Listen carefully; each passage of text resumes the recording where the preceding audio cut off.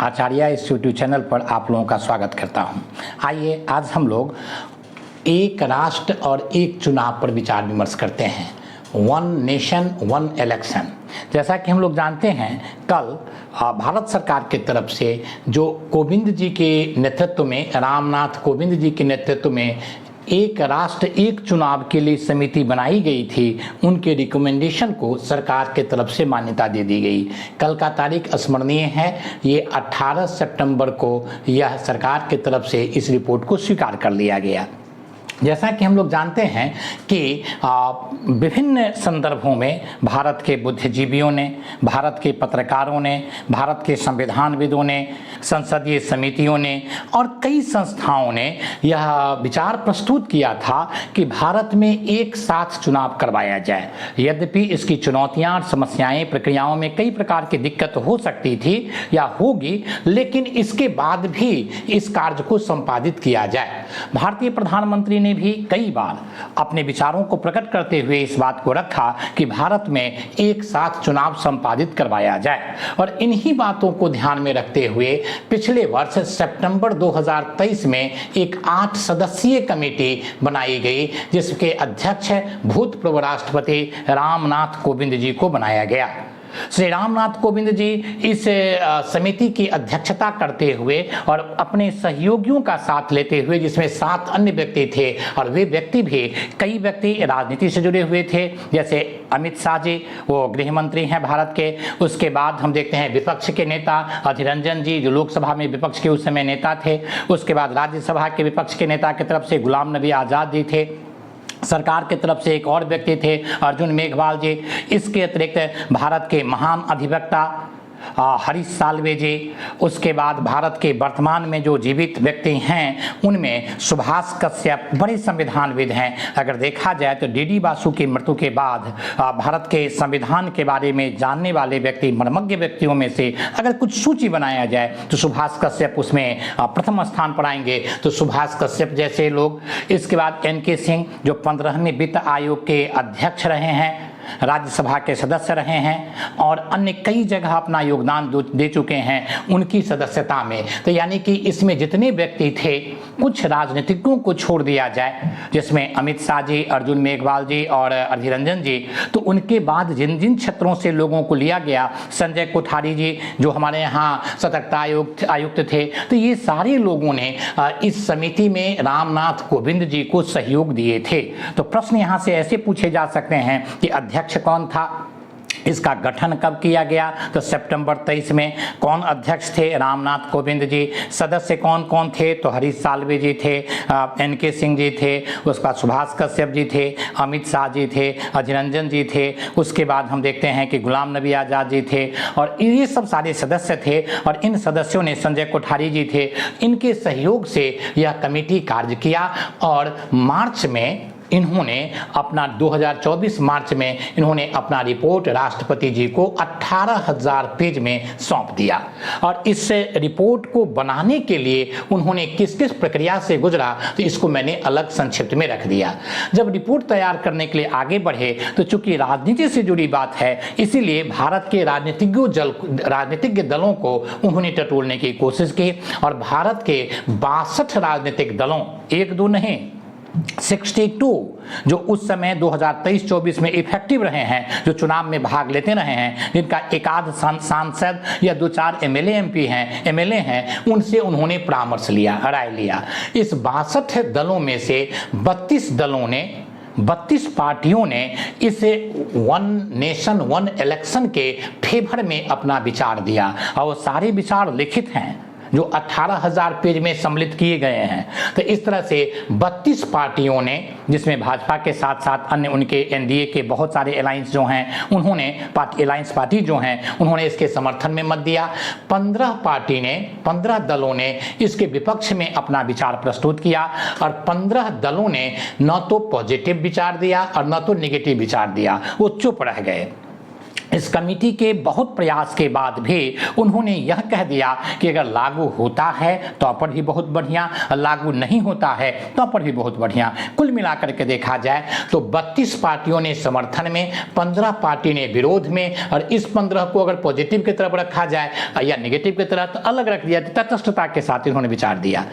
Negative में विचार करने वाली जिन पार्टियों की बात है उसमें से प्रमुख दल को देखा जाए तो कांग्रेस पार्टी, आप पार्टी, उसके बाद हम देखते हैं कि समाजवादी पार्टी, तृणमूल कांग्रेस, ये सब कुछ ऐसी पार्टियां हैं जिन्होंने इसका विरोध किया और उनका कहना था कि अगर इस वन नेशन वन इलेक्शन को लागू कर दिया जाएगा तो ये गैर संवैधानिक हो जाएंगे, इससे देश में कई प्रकार की समस्या हो जाएगी आदि आदि। किंतु इसके अतिरिक्त 32 पार्टियों ने कहा कि ये अगर लागू होगा तो इससे राष्ट्र को लाभ होगा, यह संवैधानिक है और इसके माध्यम से विकास की प्रक्रिया आगे बढ़ेगी। और जो 15 दल नहीं दिए उसमें बिहार के एक दल आरजेडी भी हैं। आरजेडी वालों का कहना था कि अगर लागू हो गया तो पर भी बढ़िया, नहीं लागू हुआ तो पर भी बढ़िया, हमारा इस पर कोई स्पष्ट विचार नहीं है। तो कुल मिलाकर के देखा जाए कि इन 32 दलों के विचार काफ़ी महत्वपूर्ण रहे। 21,000 से अधिक लोगों, यानी मोटे तौर पर देखा जाए 21,500 लोगों से इस आयोग ने, अपना कमेटी ने अपना रिपोर्ट अपना विचार मांगा और 21,000 लोगों ने अपना विचार दिया। उसमें से 80% लोगों ने यह कहा, जिसमें विशेष करके युवाओं की भूमिका ज़्यादा रहे, कि वन नेशन वन इलेक्शन पद्धति को लागू किया जाए। 80%। आप देखें कि 80% बुद्धिजीवियों ने, जो राजनीति के बारे में अपना विचार रखते हैं, उन्होंने इस आयोग को लिखा कि आप इसके पक्ष में अपना निर्णय दीजिए और 21,000 में से 80% लोगों ने इसके पक्ष में अपना विचार दिया। इसके बाद इस कमेटी ने, रामनाथ कोविंद के नेतृत्व में बनी हुई कमेटी ने भूतपूर्व जजों, जिसमें सर्वोच्च न्यायालय के जज और हाई कोर्ट के न्यायाधीशों से उन्होंने परामर्श लिया। जो रिटायर कर गए हैं और अभी जीवित हैं, उन लोगों से पूछा क्या यह संविधान के अनुकूल होगा, क्या इससे किसी प्रकार की कोई समस्या तो नहीं होगी, देश में भविष्य में किसी संवैधानिक क्राइसिस की बात, राजनीतिक या प्रशासनिक क्राइसिस तो नहीं आ जाएंगे, या संविधान के मूलभूत विचार जो हैं, जिसको केशवानंद भारतीवाद में संवैधानिक ढांचा की बात, आधारभूत ढांचा की बात कही गई, उस पर तो कोई नकारात्मक प्रभाव नहीं पड़ेगा। तो इन जजों ने, जो सर्वोच्च न्यायालय के और उच्च न्यायालय के जज हैं, उन जजों ने भी, दर्जनों जज से पूछा गया, उन जजों ने भी बताया कि ये बहुत अच्छी चीजें हैं, इसे लागू किया जाना चाहिए। इसके अतिरिक्त हमारे भूतपूर्व जो इलेक्शन कमिश्नर हैं, उन इलेक्शन कमिश्नर से भी परामर्श लिया गया और उन्होंने भी इसके फेवर में विचार किए और उन्होंने भी कहा कि बहुत अच्छा कदम है, इसे तो पहले ही लागू कर दिया जाना चाहिए और जो देर हुआ वह बहुत है, अतिशीघ्र इसे लागू किया जाए। इस तरह से हम देखते हैं इनके अतिरिक्त कई देशों के संविधान का अध्ययन किया गया। लगभग 9 देशों के संविधान का अध्ययन किया गया और उन देशों के संविधान को पढ़ करके, और संविधान पढ़ने वाले कौन, हरीश साल्वे जैसे अधिवक्ता, सुभाष कश्यप जैसे व्यक्ति, एन.के. सिंह जैसे व्यक्ति, तो ये सब जो हैं उनका अध्ययन करके यह निचोड़ निकाला कि इसको लागू करने से किसी प्रकार के संवैधानिक, राजनीतिक या प्रशासनिक संकट नहीं आने की संभावना है। अब हम जरा आगे बढ़ें तो कहां कहां यह लागू है। तो विश्व के कई देशों में, जैसे हम देखते हैं कि स्वीडन में लागू है, जैसे हम देखते हैं कि जर्मनी में, जैसे आपको बेल्जियम के साथ साथ हम देखते हैं फिलीपींस में, दक्षिण अफ्रीका में, इन सारे देशों में लागू है और कई देशों में इस तरह के विचार चल रहे हैं। तो कुल मिलाकर के इन सारी चीज़ों के तहकीकात करने के बाद बहुत ठोक बजा करके इस कमेटी ने 14 मार्च को राष्ट्रपति जी यानी कि द्रौपदी मुर्मू जी को यह रिपोर्ट सौंपा गया, जो 18,000 पेज से अधिक पेज में लिखा गया है और उसका निष्कर्ष कुल मिलाकर के यह है कि वन नेशन वन इलेक्शन लागू किया जाए। कब? 2029 के चुनाव से। उस रिकमेंडेशन की कुछ बातों को देखें जो बहुत महत्वपूर्ण बातें हैं। तो 18,000 पेज में तो बहुत सारे रिकमेंडेशन दिए गए हैं, बहुत सारे दृष्टांत हैं, बहुत सारी बातें हैं, लेकिन कुछ उल्लेखनीय बात को अगर हम रखें तो पहली बात, 2029 के चुनाव में लोकसभा एवं विधानसभा का चुनाव एक साथ हो। सीधी सीधी बात कह दी गई कि इसे 2029 के चुनाव से ही लागू कर दिया जाए। किसका किसका चुनाव? तो लोकसभा का, और दूसरा किसका? तो भारत के सभी राज्यों के विधानसभा का। भारत में अगर विधानसभा की संख्या देखा जाए तो अभी 30 है, क्योंकि 28 राज्य हैं और 2 केंद्र प्रशासित राज्य को अगर देखें तो उन 2 केंद्र प्रशासित राज्यों में चुनाव हो रहे हैं। तो इस तरह से 30, और अब तो पुदुचेरी के साथ साथ पश्चिम यहाँ भी चुनाव हो रहा है आपको जम्मू कश्मीर में, तो 31 विधानसभा की बात हम करें, 31 विधानसभा का चुनाव साथ साथ हो। अब इस साथ साथ चुनाव के लिए उन्होंने बताया कि संविधान में अनुच्छेद 82A जोड़ा जाए। किसको जोड़ा जाए? अनुच्छेद 82A। जैसा कि हम लोग जानते हैं आर्टिकल 82 में जो है वह लोकसभा के चुनाव के संदर्भ में बात कही गई है, और अनुच्छेद 172 में राज्य विधानसभा के चुनाव के बारे में कही गई है बात। तो इन दोनों में संशोधन किया जाए और उसकी जगह पर अनुच्छेद 82A जोड़ा जाए और उस तरह की सभी बातें कही जाए। इस पूरे रिकमेंडेशन में रामनाथ कोविंद समिति ने बताया है कि 18 संविधान संशोधन करने होंगे। 18 जगह संविधान में, 18 नहीं 18 जगह संविधान में संशोधन करना होगा, लेकिन अधिकांश संदर्भ में केवल पार्लियामेंट के द्वारा ही संशोधन से काम चल जाएगा। कुछ संदर्भों में, जो 2-3 संदर्भ हैं, वहां पर राज्यों से समर्थन लेना पड़ेगा। तो कुल मिलाकर के पहला तो संशोधन यही हो जाएगा कि अनुच्छेद 83 में और अनुच्छेद 172 में हम देखते हैं कि संशोधन कर दिया जाए और यहां पर 82A जोड़ दिया जाए। अब दूसरी बात देखें, जरा 2029 के संदर्भ में देखें तो 2029 में जो चुनाव होंगे 2029 में, उसमें लोकसभा के सीट 543 के जगह पर 750 होने की संभावना है, क्योंकि 2026 में परिसीमन होंगे इस इलेक्शन के बाद, और इस इलेक्शन के बाद जब परिसीमन होंगे ये जनगणना के बाद 2026 में जनगणना होंगे, उसके बाद जो है सो परिसीमन होगा और परिसीमन में ये सीट बढ़ा करके 750 कर दिए जाएंगे। दूसरी बात, 2029 के चुनाव में सरकार ने पहले ही घोषणा कर दी है कि महिलाओं के लिए 1/3 सीट रिजर्व होगा। अगर 750 सीट होंगे तो उसका 1/3 जो है वो लगभग 250 सीट हो जाएंगे, महिलाओं के लिए रिजर्वेशन हो जाएगा। विधानसभा के संदर्भ में अभी 4130 MLA की संख्या है, जब परिसीमन होंगे तो यहाँ भी परिवर्तन होगा। तो इस दृष्टिकोण से देखा जाए तो 2029 के चुनाव काफी रोचक, दिलचस्प और महत्वपूर्ण हो जाएगा। और इन संदर्भों में जो अभी लोकसभा का सीट है, जो उसके नाम है, ये सब भी बदल जाएंगे। जैसे मुजफ्फरपुर लोकसभा को अगर आप देखें तो इसमें बहुत बड़ा एरिया कवर है। अब इसमें से कुछ चीज़ों को काट करके वैशाली में दे दिया गया, लेकिन अब जब ये संख्या बढ़ेगी तो हो सकता है कि इसका नाम बदल कर कुछ और कर दिया जाए और मुजफ्फरपुर लोकसभा क्षेत्र से एक छोटा क्षेत्र हो जाए, और इसके बाद यहाँ पर 2 या 3 या कम से कम 2 लोकसभा का क्षेत्र तो बना ही दिए जाएंगे। तो इस तरह से हम देखते हैं कि ये सब सारा काम होगा 29 के चुनाव में। दूसरा, इन्होंने बताया कि स्थानीय निकाय के चुनाव द्वितीय चरण में होंगे, जो उसके 100 दिन के बाद होगा, और इसके लिए भी संविधान संशोधन किए जाएंगे। और मतदाता सूची जो होगा वो सभी के लिए एक समान मतदाता सूची होंगे। अनुच्छेद 325 में मतदाता सूची की ही चर्चा की गई है, और इसके लिए राज्यों का भी समर्थन प्राप्त करना पड़ेगा। कम से कम 15+ राज्यों का समर्थन प्राप्त करना पड़ेगा, क्योंकि विधानसभा के बाद अगर हम नीचे जाएं तो स्थानीय यानी पंचायत चुनाव और नगर निगम के चुनाव, नगर परिषद के चुनाव जो हैं वो राज्य चुनाव आयुक्त के द्वारा संपादित होते हैं, और उसके मतदाता सूची बिल्कुल अलग होते हैं। हमारे यहाँ विधानसभा चुनाव के लिए अलग मतदाता सूची है, हमारे यहाँ लोकसभा चुनाव के लिए अलग मतदाता सूची है, और ये स्थानीय निकाय, पंचायत और नगर निगम और नगर परिषद के चुनाव के लिए भी अलग अलग मतदाता सूची है। तो इस तरह से यहाँ पर संशोधन की आवश्यकता पड़ जाएगी। तो इस तरह से हम देखते हैं कि एक समान मतदाता सूची बनाया जाए।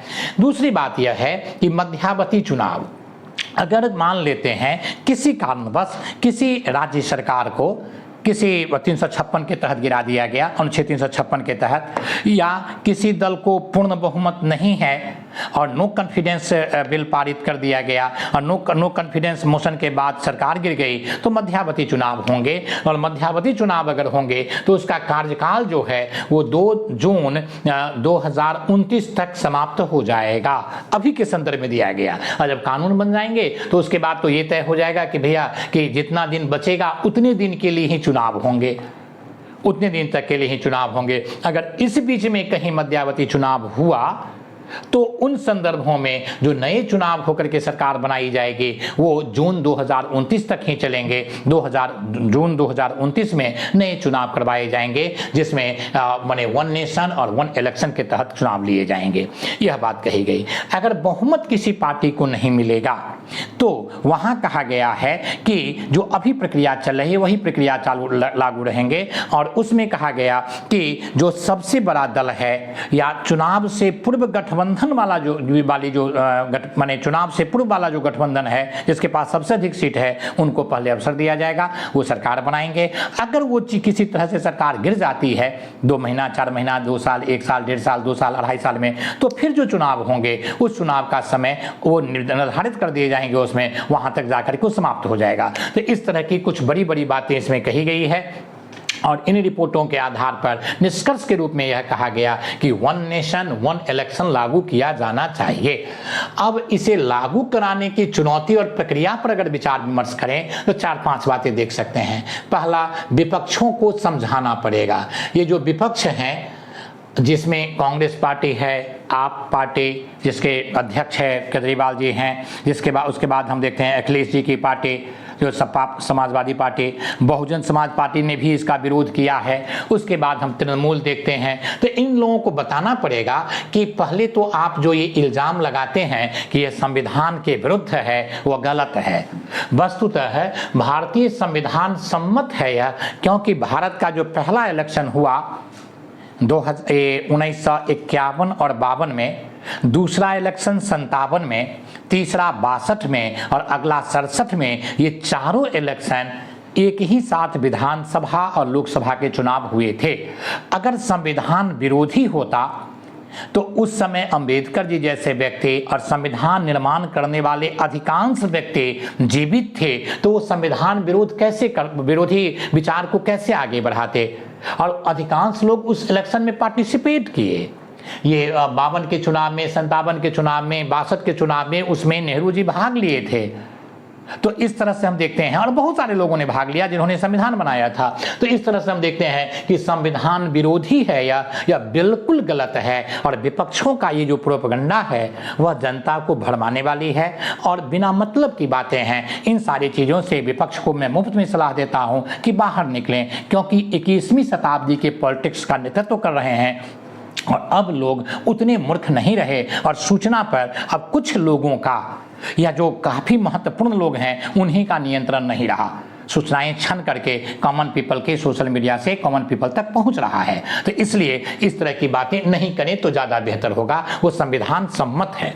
अगली बात यह है, और संविधान सम्मत है या न है, इसलिए इसमें बहुत सारे विद्वान लोग थे और बहुत लोगों से राय ली गई और फिर पार्लियामेंट में विचार विमर्श होगा, जो कानून बनाए जाएंगे उस समय। दूसरी बात, अधिकांश संशोधन में राज्य के समर्थन की आवश्यकता नहीं है। ये चुनौती है। लोग कहते हैं कि राज्य में तो सभी जगह भाजपा की सरकार है नहीं, एनडीए की सरकार है नहीं, तो राज्यों से समर्थन लेना पड़ेगा। कैसे लेंगे? तो सबसे बड़ी बात यह है कि जो अब चुनाव में संशोधन होगा, इस चुनाव के संदर्भ में जो संशोधन होगा, उस संशोधन के लिए मुख्य रूप से केंद्रीय स्तर पर बहुमत की आवश्यकता है। 2/3 बहुमत से अधिकांश नियम कानून बन सकते हैं और पारित कर दिए जाएंगे। उसके बाद कुछ संदर्भों में राज्यों के समर्थन की आवश्यकता है। जो राज्य की सरकार है उन्हें भी इस बात को समझना पड़ेगा कि देश हित की चीज़ों को, राष्ट्र हित की बातों को, आर्थिक विकास से जुड़ी हुई चीज़ों को अगर वह अपनी बात को ध्यान में रखते हुए और टांग उसमें अड़ाएंगे, उसका विरोध करेंगे, प्रगतिशीलता का अगर विरोध करेंगे तो हो सकता है जनता उन्हें फाइनली नकार दे। इसीलिए जो उचित है, जो विकास उन्मुख है, जो प्रगतिशील है, उसका समर्थन करना उनका दायित्व बनता है और मुझे लग रहा है कि वे पार्टी भी वहां पर उसका समर्थन करेंगे। तो ये कोई बड़ी चुनौती नहीं है, लेकिन यहाँ पर केंद्र सरकार को 2/3 बहुमत से, 2/3 बहुमत का सीधा सीधा अर्थ आप लोग जानते होंगे, जितना अभी स्ट्रेंथ है तो 543 गुने 2/3 करेंगे, अर्थात मोटे तौर पर 360-365 सीट हो जाएगा इतना से लोकसभा में। और राज्यसभा की बात करेंगे तो 250 गुने 2/3 और करेंगे तो लगभग 165 आ जाएगा। 165 सीटों से विधान राज्यसभा में पारित करना पड़ेगा। और 15 राज्यों की समर्थन की बात करें तो मुझे लग रहा है कि आराम से पास हो जाएगा, क्योंकि बहुत सारे जो राजनीतिक पार्टी हैं उन्होंने इनका समर्थन किया है, और जो समर्थन नहीं किया है वो चुप भी हैं, तो इसलिए वो भी इस तरह की चीज़ें चाह रहे हैं। आगे बढ़ जाते हैं। अब इसको लागू करवाने में राज्य के चुनाव को मैनेज कैसे किया जाएगा, ये भी प्रश्न उठाए जा रहे हैं। तो इसके संदर्भ में आयोग ने भी कहा है, इस रिपोर्ट में भी बात कही गई है बहुत सारी बातें, और यहाँ सीधे देख लीजिए कि 8-9 राज्यों का चुनाव जो लोकसभा के चुनाव हैं उसके 6 महीना आगे या पीछे होते हैं। जैसे मध्य प्रदेश, छत्तीसगढ़ और राजस्थान दिसंबर जनवरी में, ये नवंबर दिसंबर में उनके चुनाव हुए और मई जून में हमारे यहाँ सरकार बनती है लोकसभा के संदर्भ में। इसी तरह से देखें तो अभी हरियाणा के चुनाव, जम्मू कश्मीर के चुनाव, झारखंड के चुनाव, महाराष्ट्र के चुनाव, ये सब चुनाव जो हैं वो जून के बाद 6-7 महीना के अंदर में हो जाते हैं। तो कुल मिलाकर के इसी तरह से उड़ीसा का चुनाव, और ये यहाँ देखते हैं कि आंध्र प्रदेश के चुनाव, और जो पूर्वोत्तर के 1-2 छोटे राज्यों का चुनाव लोकसभा के साथ ही होते हैं। तो लगभग 10 राज्यों का चुनाव जो है वो मोटे तौर पर 7-8 महीना के रेंज में संपादित हो जाते हैं। उसमें तो विशेष परिवर्तन करने की आवश्यकता ही नहीं है। रही बात थोड़ा आगे पीछे वाला चुनाव जो 25 के अंतिम चरण में और 26 में होंगे, तो उस समय चुनाव के समय में ही घोषित कर दिया जाएगा कि 2029 तक उसके समय समाप्त हो जाएंगे और उसी के साथ चुनाव होगा। तो मुझे लग रहा है कि ये भी कोई बड़ी समस्या नहीं है। अब देखा जाए कि इससे लाभ क्या क्या होंगे, तो इसका सबसे बड़ा लाभ यह होगा कि हम बार बार चुनाव में जाने से बचेंगे।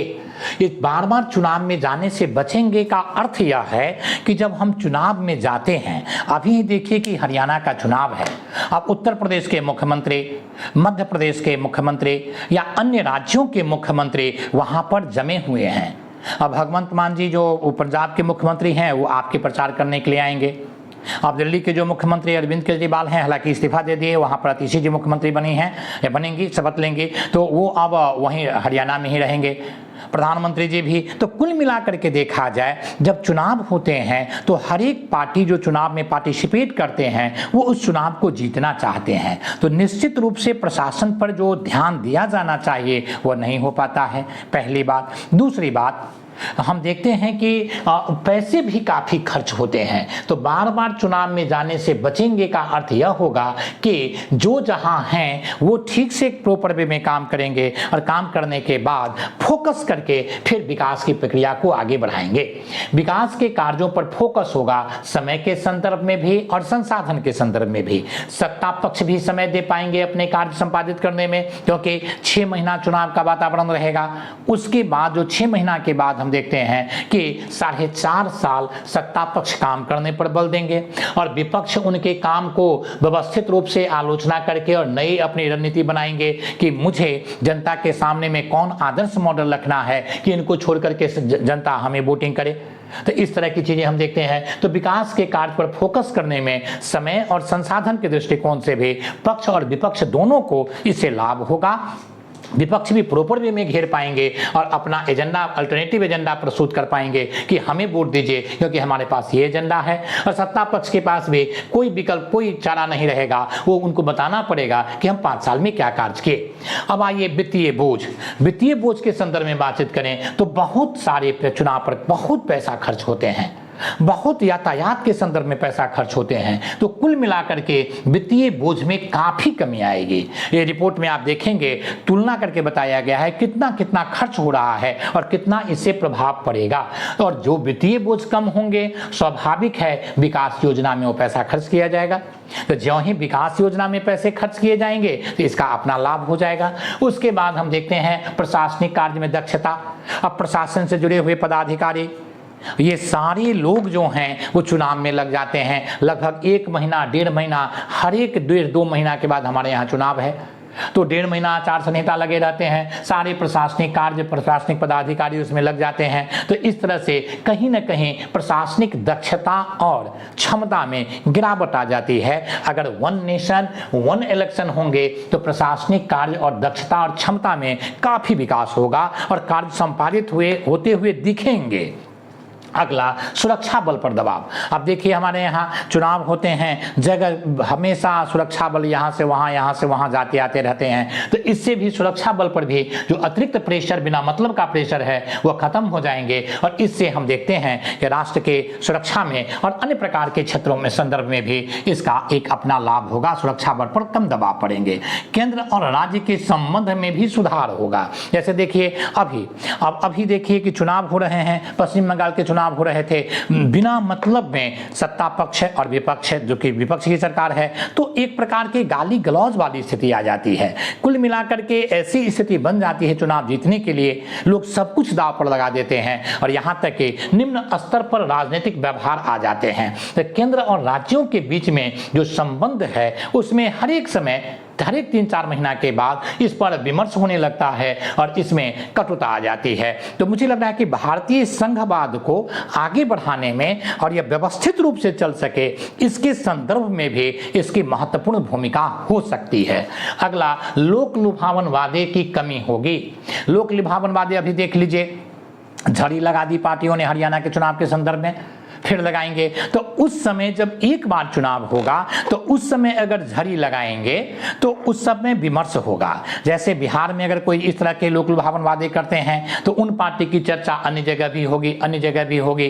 तो इस तरह से कुल मिलाकर के इन सारी चीज़ों में उनको देखना है कि हमें लोकसभा के चुनाव भी जीतना है, राज्य विधानसभा का भी चुनाव जीतना है। हम किस तरह की बात बोलें जनता के बीच में जिससे उसका लाभ हो। तो निश्चित रूप से लोक लुभावन जो वादे हैं उसमें कमी आएगी और वो जो कमी आएगी तो ये भी विकास को कहीं ना कहीं प्रमोट करेगा। जैसा कि हमारे सर्वोच्च न्यायालय और जितनी संस्थाएं हैं उन सारी संस्थाओं ने इन बातों को रखा है कि जो लोक लुभावे वादे हैं उसमें राजनीतिक दलों को सोचना चाहिए। नहीं तो अभी जो हिमाचल प्रदेश की स्थिति हो गई है कि वेतन की समस्या पैदा हो गई वहाँ पर, तो इस तरह से उन सारी चीज़ों की समस्या पैदा हो जाएगी जिससे स्थिति देश की खराब और राज्यों की स्थिति खराब हो जाएगी। अगला, वोट की प्रतिशतता बढ़ेगी। वोट की प्रतिशतता देख लीजिए, हमारे यहाँ इसी लोकसभा के चुनाव में लगभग 1 अरब मतदाता थे और मतदान करने वाले लोगों की संख्या लेस देन 60% के, लगभग 60% से कम हो गए। खास करके हम देखते हैं हिंदू वर्ग के लोगों ने मात्र 54% मतदान किया था। तो इस तरह से अब उनको एक ही बार मतदान करना पड़ेगा। तो इस मतदान के संदर्भ में वो सोचेंगे कि अगर इस बार वोट नहीं दिए तो फिर 5 साल के बाद जीवित रहेंगे तो वोट देंगे या न देंगे। अभी क्या है, लोकसभा में नहीं दिए तो बस 1 साल के बाद तो विधानसभा के चुनाव हो ही रहे हैं, उसमें वोटिंग कर देंगे।